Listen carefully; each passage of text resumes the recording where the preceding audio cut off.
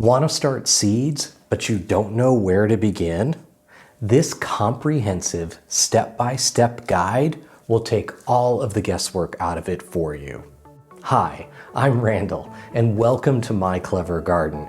Over the years, I've transformed several small urban spaces into backyard grocery stores, and today I'm excited to share with you the right way to start seeds indoors in 5 simple steps so you can save money, control what kind of crops you want to grow and what varieties, and have the best garden yet. So why start seeds in the first place? Well, for one, it's cost effective. Imagine having to grow lots and lots of trays, and just imagine what one of these trays would cost you. Whereas for a few dollars a seed packet, I planted this whole tray up. In addition to that, it gives you a type of control that can be super helpful. So you get to decide when you start the seeds, meaning you get to control when your transplants are ready to go outside. It gives you flexibility that you just don't have. Plus, if you're really into some cool, rare, maybe heirloom varieties, seeds are the only way to go. Not surprising, the first step in seed starting is choosing the right seed and understanding the timing and what the seed needs to thrive. Not just only to germinate, but when it needs to be planted out, etc.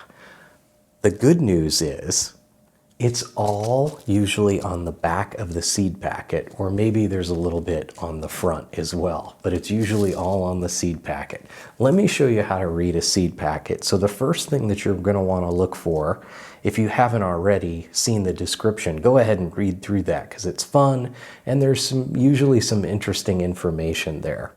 Then the next thing you're going to want to look for is something that says either planting tips, or it might say when to sow, or when to sow outdoors, or when to sow indoors. And that's where it will tell you, sow these indoors 4 to 6 weeks before the last frost.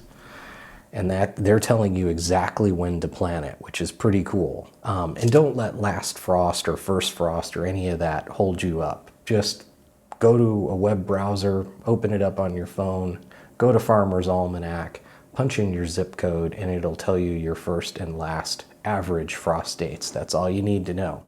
A bonus tip when it comes to seeds is check out social media or even your local community garden. There's often seed exchanges or seed swaps, and that means that you can trade seeds, or you potentially even could get free seeds if there's a lot of people that are donating them. It's a great way to get to know people, and it's a really fun thing to do. It's just great to meet people, and you find out about crazy stuff like cream sausage tomatoes, which I'm super excited about starting.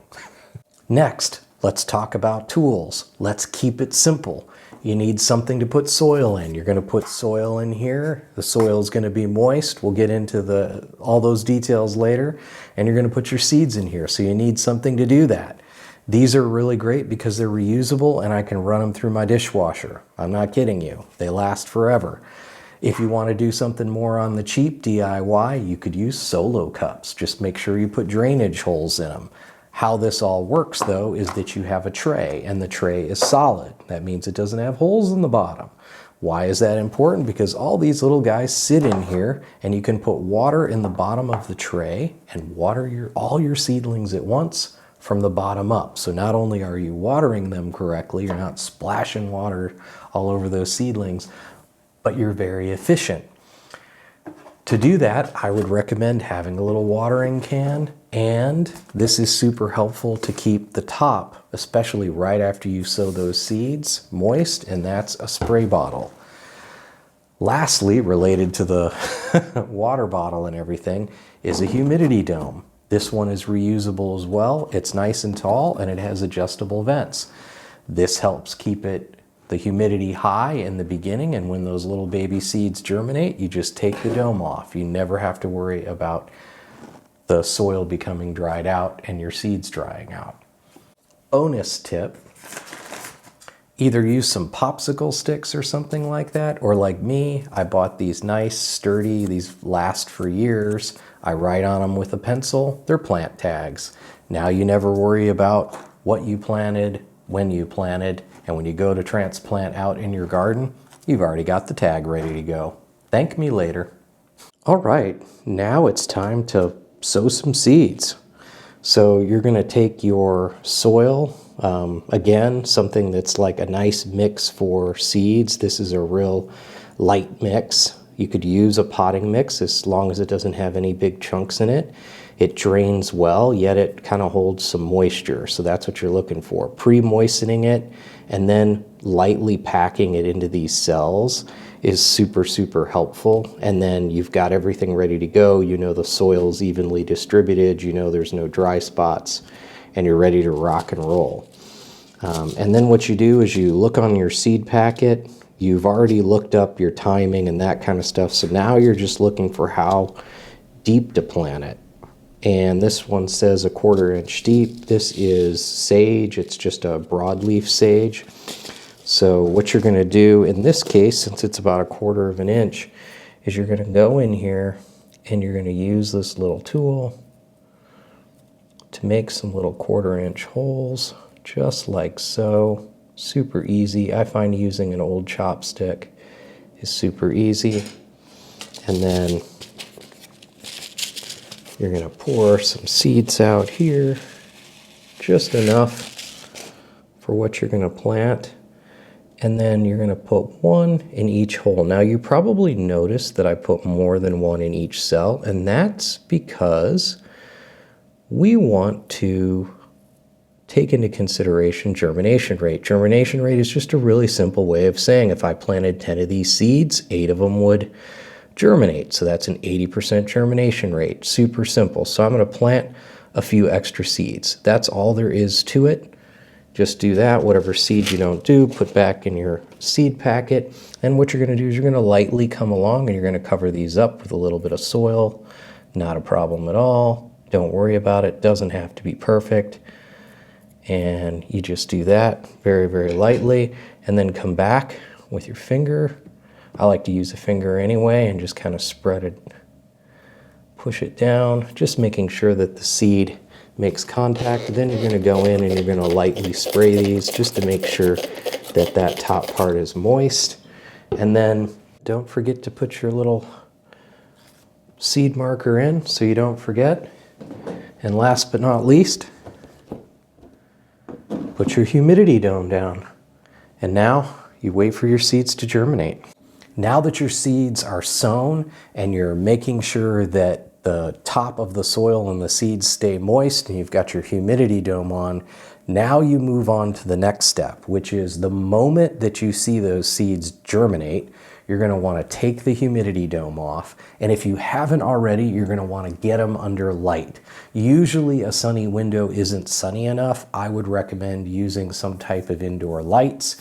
Check out my video on how I grow and start indoors hundreds of seedlings every year for some more information on that. But get them under light. Then once they start to grow up, you're probably going to notice that the top of the soil starts to get dry.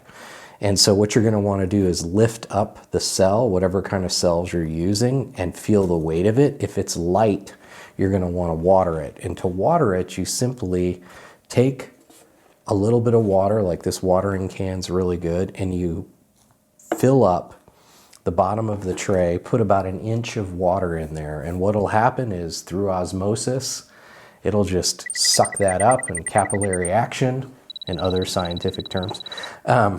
And all of your seedlings will get watered. And then you just kind of keep an eye on them as they get bigger and bigger. At some point, if your seed starting mix doesn't have fertilizer already in it, I don't use fertilizer in my seed starting mix. I keep it really simple. I try to keep my seed starting mix what they call inert, so there's really not organic material in it. You'll want to give them a little bit of fertilizer. The best way I've found to do that is to take some good quality liquid fertilizer and dilute that to about half strength and just do that during one of your waterings. And then, you might have to do that every 2 weeks, depending on how long you're waiting for these guys to get big enough. And you'll start to see roots coming out the bottom of them. And once they're large enough and big enough, then you have to start thinking about getting them out into the garden. As your seedlings grow, you're going to want to think about getting them ready for the outdoors.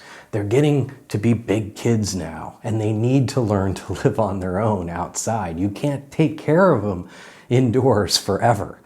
And so what you're going to need to do is you're going to have to get them acclimated to the outdoors. And this is where you hear, especially as a beginner gardener, some terms that sound really complicated and confusing, like hardening off, and they're weird terms. And you're like, well, what does that mean? All you need to do, and all you need to know, is you're gonna slowly put them outside for longer periods of time over the course of 5 to 10 days. That's how you're gonna acclimate them to the outdoors. All you need to do is be conscious of the weather. So if the weather, suddenly gets colder than it usually is, or it suddenly gets really hot, or there's lots of intense sun, you're gonna wanna bring them in, and it might take you a little bit longer to get them acclimated. But you do that over the course of 5 or 10 days to the point where they're fine on their own outdoors overnight, all day, 24 hours a day, right? And then you're ready to transplant them, and you just pop them out of, whatever kind of cell you have them in and put them in your garden. You're good to go. Now, one thing that you want to know that I didn't know for years, it's kind of embarrassing to say it because it makes so much sense when you hear it, and that's you can hack the acclimation time simply based on the weather. So what I mean by that is if you get some overcast days and it's really mild for that time of year, you could put them out for 4 to 6 hours the first day. And then maybe they're out there for 12 hours the second day. And maybe by the third day, you're leaving them out there overnight. And on the fourth day, you're doing that again, and call them acclimated. They are ready to go in the garden. So that's pretty cool when that happens with the weather. Overcast days, not necessarily a bad thing all the time. And that's all there is to it. Now you're ready to start your own seeds and grow your very own vegetables from scratch. If you're excited about starting seeds for the first time, or you have any questions about the process, just hit me up. I'd be happy to talk to you about it. Also, if you'd like to dive deeper into understanding how to care for them indoors, check out my next video, where I dive into the grow rack and system that I created to start hundreds of seeds indoors every year in a small space to provide for my entire backyard garden. Thanks so much for watching, and until next time, happy gardening.